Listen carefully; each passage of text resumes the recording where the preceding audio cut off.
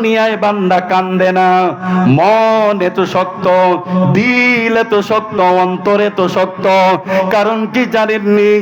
গুনাহ করতে করতে, হারাম খাইতে খাইতে, চোখের গুনাহ, অন্তরের গুনাহ, জবানের গুনাহ, গুনাহ করতে করতে দিল নষ্ট হয়ে গেল, কলব নষ্ট হয়ে গেল। এর যুবক, আল্লাহর গোলাম, শোনো শোনো, শুধু দুনিয়ার গোলটা নিয়ে তো আনন্দিত হয়ে গেলা, এই গোলটার মধ্যে তুমি আজীবন থাকবা না। বাবারে, এই তো গতকালকে প্রবাসী ভাই বিদেশে সৌদি আরবে মৃত্যুবরণ করেছে। এক ভাই, তিন ভাই, ছোট ভাই সৌদি আরবে মৃত্যুবরণ করেছে।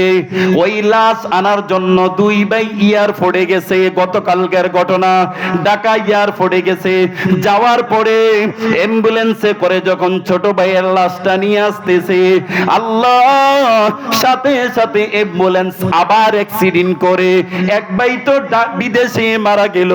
দুই ভাই ছোট ভাইকে আনার জন্য এয়ারপোর্টে গেল অ্যাম্বুলেন্স নিয়ে, অ্যাক্সিডেন্ট করে তিন ভাই জাগার মধ্যে লাশ হইয়া গেল। কার জন্য তুমি পাগলামি করো? মৃত্যুর সাথে লগে লগে ঘুরছে। আল্লাহ বলে, আইনামা তাকুনু ইউদরিকুমুল মাউতু ওয়ালাউ কুনতুম ফি বুরুজিম মুসাইয়াদা। মৃত্যু থেকে কেউ বাঁচতে পারবে না। এই মৃত্যু থেকে বাঁচার জন্য সুদূর দুর্গের মধ্যেও যদি কেউ পলায়ন করে, তারপরে মৃত্যু তাকে ছাড়বে না। ঠিক কিনা জোরে বলেন? এই মৃত্যু কেউ করে না। হিন্দু বলেন, খ্রিস্টান বলেন, বৌদ্ধ বলেন, কেউ অস্বীকার করে না। কয় আমরা সবাই মরবো, ভগবান আমাকে নিয়ে যাইব। নাউজুবিল্লাহ কইতেন না? এরা পরকাল বিশ্বাস করে না। ওরে যুবক, দেখো না কেমন সন্তান রাইখা গেলা, দেখো না। এই তো গত 2 দিন আগে গাইবান্ধার মধ্যে একজন বক্তা বয়ান করতে করতে স্টেজের মধ্যে পড়ে গেছে। গাইবান্ধা না, বয়ান চলা অবস্থায় স্টেজে ব্রেন স্ট্রোক করে ফেললো। কেমন সন্তান রাইখা কবরে যাইতেছ? মা, মার কাছে সন্তান নেশার টাকা চাইলো, মা টাকা দিল না।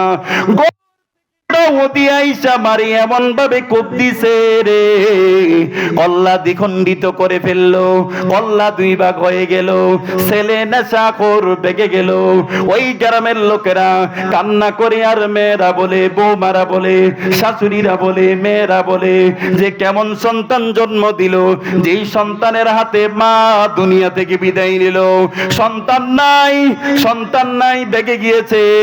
লাশটাকে জানাজা দিল, জানাজা দিয়া কবরের মধ্যে রাখলো।